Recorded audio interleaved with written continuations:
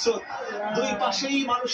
ইতিমধ্যে এর আগে আমরা দেখেছিলাম রাস্তার এক পাশ খালি ছিল, কিন্তু আস্তে আস্তে রাস্তার দুই পাশে কিন্তু জনস্রোতে পূর্ণ হয়ে যাচ্ছে।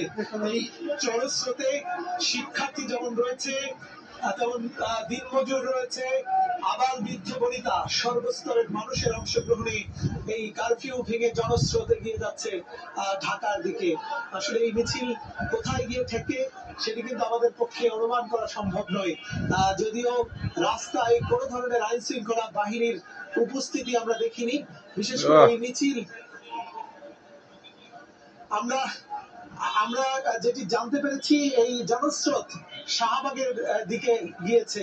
এবং আপনাদেরকে জানিয়ে রাখি, আজকের এই জনস্রোতে সহিংসতা আমাদের চোখে পড়েনি, অনেকটা শান্তিপূর্ণ এই মিছিল এগিয়ে যাচ্ছে। এর আগে আমরা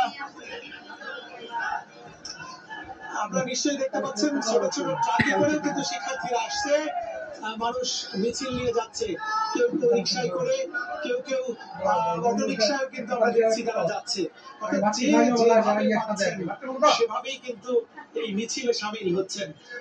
আপনাদেরকে ইতিমধ্যেই জানিয়েছিলাম গোটা আন্দোলনকে ঘিরে, যে আন্দোলন সরকার পতনের এক দফা আন্দোলনে পরিণত হয়েছিল, সেই পরিণত হওয়ার পরে দ্বিতীয় দফায় কারফিউ জারি হয়েছিল গতকাল সন্ধ্যা 6টার থেকে।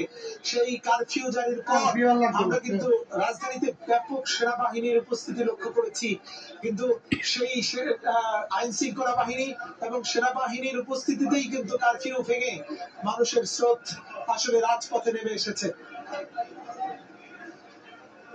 এবং সেনাবাহিনীকে আমরা সতর্ক অবস্থানে দেখেছি।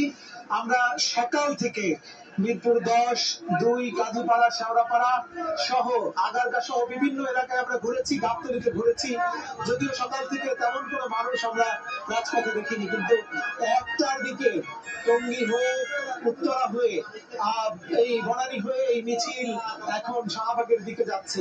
আপনাদেরকে ইতিমধ্যেই জানিয়েছিলাম যে এই জনস্রোত এর অগ্রভাগ এবং পশ্চাৎ ভাগ অনুমান করা আসলে সম্ভব নয়। ক্যামেরার চোখ যতদূর যায়